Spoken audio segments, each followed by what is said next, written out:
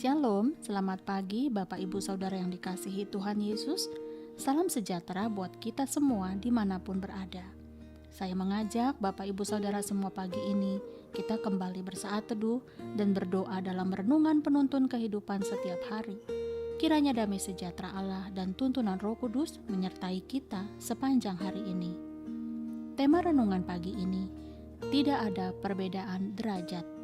Nas Alkitab terdapat di dalam Efesus 2 ayat 10. Demikianlah firman Tuhan, karena kita ini buatan Allah, diciptakan dalam Kristus Yesus untuk melakukan pekerjaan baik yang disiapkan Allah sebelumnya.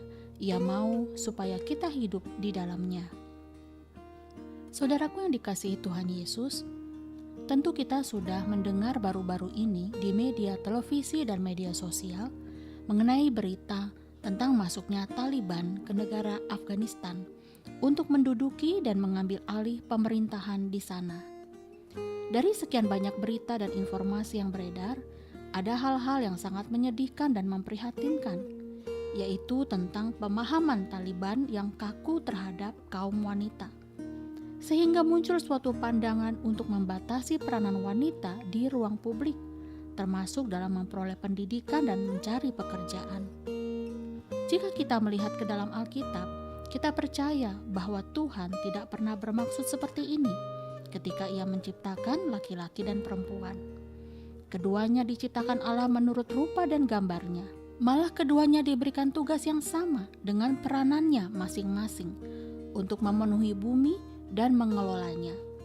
Itu berarti di dalam setiap pria dan wanita, Allah telah memberikan benih-benih seperti kemampuan, potensi, dan kreativitas untuk mengerjakan tugas dan tanggung jawab. Bukankah Mazmur 139 berkata bahwa kita diciptakan dengan dahsyat dan ajaib? Saudaraku, Allah sangat mencintai kita. Tidak ada perbedaan antara laki-laki dengan perempuan. Semua kasih sayang Tuhan dan berkat-berkat-Nya diberikan sama. Buktinya, Dia turun ke bumi di dalam Yesus Kristus untuk mati di kayu salib agar semua yang percaya kepadanya tidak binasa, melainkan beroleh hidup yang kekal. Bahkan hebatnya Dia, kita dipanggil sebagai anak-anaknya, menjadi putra dan putrinya, dan kita memanggilnya Bapa. Alkitab mencatat bahwa manusia lebih berharga bagi Allah. Saudara, mungkin kita punya pengalaman yang pahit di masa lalu, ketika kita masih anak-anak, terutama ada orang-orang yang mengalami kekecewaan dan sakit hati terhadap orang tua di masa lalu karena telah memperlakukan kita dengan kata-kata yang kasar, kata-kata yang membuat harga diri jatuh, kata-kata merasa tidak dicintai, kata-kata kegagalan, bahkan kata-kata yang mengutuki. Sehingga ketika kita yang belum dipulihkan ini menjadi ayah atau menjadi ibu, biasanya kita akan cenderung memperlakukan anak-anak kita seperti yang mungkin dilakukan orang tua kita terdahulu. Mungkin ada anak-anak muda yang saat ini sedang mengalami kekecewaan dengan orang tua. Seringkali kita ingin agar orang tua kita seperti yang kita harapkan. Tetapi marilah kita pulih, jangan terus hidup dalam kekecewaan. Saudaraku, sesungguhnya fondasi harga diri seseorang diletakkan dan dibangun mulai dari rumah kita. Bagaimana kita mengucapkan kata-kata yang baik, kata-kata yang menciptakan penghargaan, kata-kata kasih sayang, pengakuan, kata-kata yang membangun iman, motivasi atau kata-kata yang mengajar terhadap pasangan dan anak-anak kita.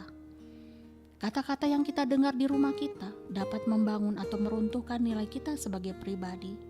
Ingatlah, Amsal 18 ayat 21 berkata, hidup dan mati dikuasai lidah. Jadi, apa yang kita pelajari hari ini? Allah menciptakan kita dengan istimewa.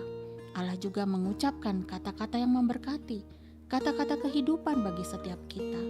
Dan Dia mempercayai kita untuk bekerja, untuk berkreativitas, untuk mengelola, untuk mengatur, untuk menjadi orang yang berpengaruh, yang takut akan Tuhan. Hal ini berarti supaya hidup kita menghasilkan buah. Yohanes 15 ayat 16 berkata bahwa Tuhan telah menetapkan supaya kita pergi dan menghasilkan buah, dan buahmu itu tetap. Mari, pikirkanlah mulai hari ini bahwa setiap buah yang kita hasilkan akan mempengaruhi kehidupan orang-orang yang telah Tuhan tempatkan di dunia ini. Apakah mereka anak-anak kita, pasangan, karyawan, teman, atau tetangga kita. Untuk itu, kata Tuhan, hasilkanlah buah yang baik sesuai dengan pertobatan. Saudaraku, di akhir renungan ini saya ingin berkata, kita istimewa dan berharga bagi Tuhan. Betapa kita bersyukur untuk itu. Pria dan wanita diberikan kesempatan yang sama oleh Tuhan, bahkan untuk melayani Dia. Karena Tuhan ingin memakai setiap kita untuk menjadi berkat ke dalam kehidupan orang-orang di sekitar kita. Amin. Mari kita berdoa. Bapa di surga, kami bersyukur karena Engkau menjadikan laki-laki dan perempuan begitu istimewa. Engkau tidak memandang bahwa kaum wanita lebih rendah derajatnya daripada kaum pria, dan pria lebih tinggi derajatnya dari wanita. Untuk itu, tolonglah kami untuk kami memiliki cara pandang seperti Engkau, yang menghargai setiap orang dan tidak menjadi sombong karena adanya kesetaraan gender. Pakai kami Tuhan untuk menjadi berkat dan juga teladan bagi generasi muda. Terima kasih Bapa, di dalam nama Tuhan Yesus kami berdoa. Amin.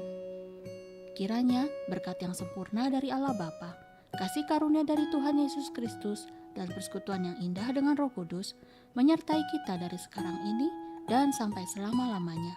Maju terus dalam tuntunan Tuhan saudaraku, tetap semangat, sampai jumpa esok hari di penuntun kehidupan setiap hari, dan Tuhan Yesus memberkati.